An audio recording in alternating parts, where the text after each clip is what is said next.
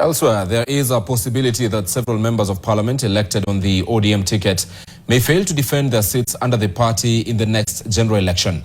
Suba South Member of Parliament Caroli Omondi has openly claimed he will not seek re-election on the ODM ticket, arguing that the party's standing has significantly declined. Caroli, who previously served as the Chief of Staff in Raila Odinga's office during his tenure as Prime Minister, insists that the party is set to lose even more ground. These developments come amid continued internal wrangles within ODM, pitting Secretary General Edwin Sifuna's faction against supporters of William Ruto. David Mudhoka reports.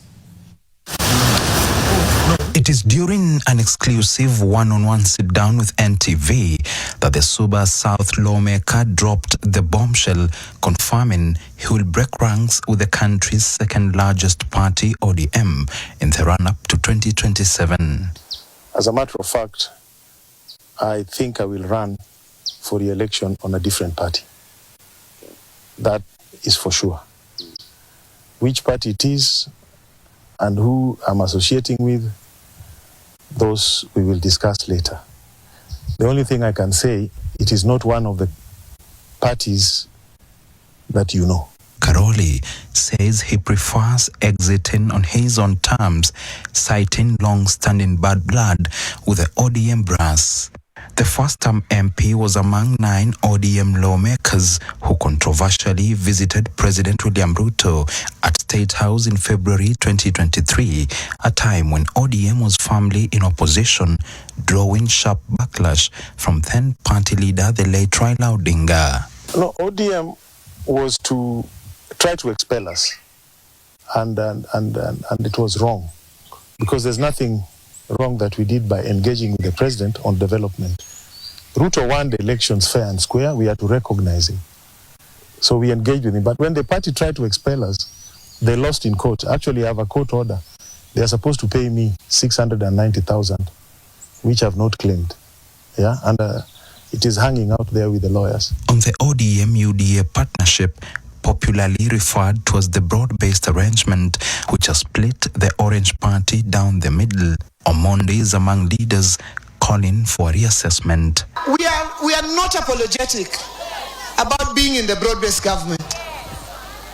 And we have seen results of being in the broad-based government. Wanachama wa ODM hawajafanya uamuzi wowote wa kuunga mtu yoyote mkono mwaka wa 2027. Baba mwenyewe alituambia chama cha ODM ina uwezo wa kutoa rais Kenya hii. Wewe ukienda kutuambia unaenda kuunga mtu mwingine, baba alisema tukuulize who told you. We cannot just move like crowds and cheering and whatever. We must sit down and look at how our engagement is going to be with UDA. You know, since UDA came to power, 3 fundamental things have happened. 1 was the Gen Z revolution. 2 was the rebellion of Mount Kenya. 3 was now the death, the sad demise of Baba. So all those things have to be factored in, yeah, as you engage with them going forward. The MP also takes issue with ODM leaders openly praising the William Ruto administration, accusing them of betraying Raila Odinga. But he told us not to say 2-term. And if any MP wants to contradict that, let them try, and we will tell them where they were told so. Only Atandi raised his hand that he said, I'm also member of budget committee, allow me to sometimes be saying this. Yeah? But Baba's instructions were that only Mbadi and I should say 2-term. The rest, no. Caroli further poked holes in the leadership transition within ODM following Raila's death, appearing to question the legitimacy of Raila's elder brother Oburu, assuming the party leadership mantle. There was a very quick transition, even before Baba's body arrived. And when Mzee Oburu announced that he had accepted to be a party leader, he said he did not even know that there was a process to make him the party leader. What that implies is that that call came from somewhere else.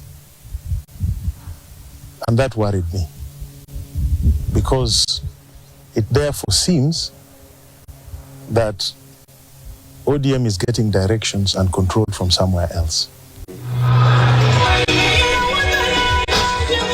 This letter also cautioned ODM against abandoning Raila Odinga's traditional allies in favor of new political partnership, warning that such a shift could weaken a party still heavily defined by Raila's legacy. We can't just wake up and turn our back on the entire Western Kenya that have stood with us 4 election cycles. Eastern, 3 election cycles. Coast, 4 election cycles. Masai's, 4 election cycles. Turkana's, 4 election cycles. Kisi's, 4 election cycles. How do we just walk away? Baba had 7 million votes in the last presidential election. Those 7 million votes, I think only 24% were Luos. So where are the other 76%? There is a big constituency of Baba out there that we need to engage with. It now remains to be seen which political outfit the Suba South MP will settle on and whether his defiant break from ODM will pay off in Nyanza, a region where the party still commands near fanatical support. David Muthoka, NTV.